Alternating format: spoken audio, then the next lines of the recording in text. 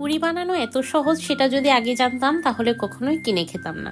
আসসালামু আলাইকুম, সবাই কেমন আছেন? আমি মৌসুমীস লাইফ ক্যানভাস থেকে মৌসুমী আপনাদের সবাইকে আমন্ত্রণ জানাচ্ছি আরও একটি নতুন ভিডিওতে।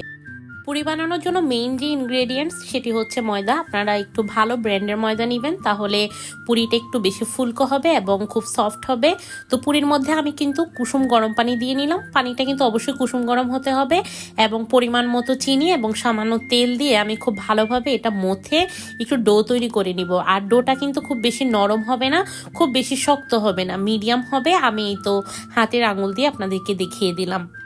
এবার সাধারণভাবে ঠিক যেভাবে রুটি বানাই সেভাবে রুটি বানাবো। এখন এখান থেকে আমি ঠিক যে পরিমাণ পুরি বানাবো ততটুকু ময়দা নিয়ে নিলাম। আপনি চাইলে ছোট শেপ বড় শেপ আপনার ইচ্ছা মতো বানিয়ে নিতে পারেন। তো আমি মিডিয়াম সাইজের পুরি বানাবো, তাই সেই পরিমাণ ডো আমি নিয়ে নিলাম। এবার ঠিক রুটির মতো করে এটাকে আমরা প্রথমে একটু ময়াম করে নিব, এরপর হচ্ছে এটি বেলনির সাহায্যে বেলে নিব। রুটি বেলার সময় একটা জিনিস লক্ষ্য রাখবেন, খুব বেশি পাতলা করবেন না। পাতলা করলে কিন্তু ডালের যে পুরটা সেটা বের হয়ে যাবে। এই তো আমি দেখিয়ে দিলাম আমার রুটিটা।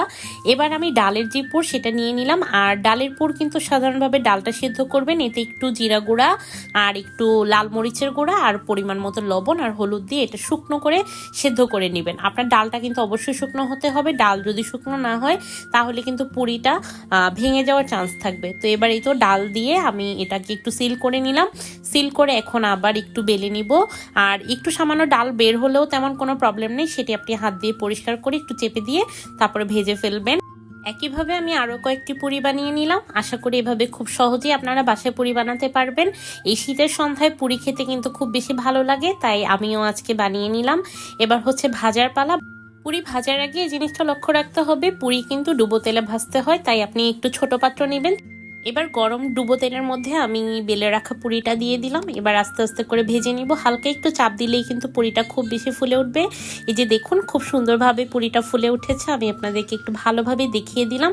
আশা করি পুরি বানানোটা খুব সহজ এবং আপনারা সবাই বানাতে পারবেন। এভাবে পুরি বানিয়ে খেয়ে দেখবেন, খুব বেশি সুস্বাদু। বাইরের অস্বাস্থ্যকর পুরি খাওয়ার থেকে বাসায় বানিয়ে খাওয়াটা আমি বেটার মনে করি, কারণ বাচ্চাদের হেলথের কথা তো আমাদেরই লক্ষ্য রাখতে হবে। তো এভাবে করে আমি সবগুলো পুরি ভেজে নিয়েছি। দেখুন পুরিগুলো কিন্তু খুব বেশি ফুলকো হয়েছে।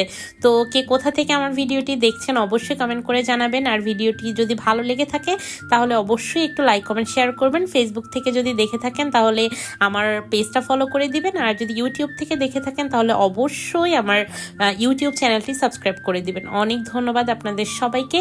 এই তো আমার পুরি ভাজা হয়ে গেছে। এবার আমি আপনাদেরকে একটু দেখিয়ে দিচ্ছি। দেখুন পুরিটা কিন্তু খুব বেশি সফট হয়েছে এবং খুব বেশি ইয়ামি হয়েছে। এভাবে পুরি বানিয়ে খেয়ে দেখবেন, শীতের দিনে খুব বেশি ভালো লাগবে। অনেক ধন্যবাদ, অনেক ভালোবাসা আপনাদের সবার জন্য। আসসালামু আলাইকুম।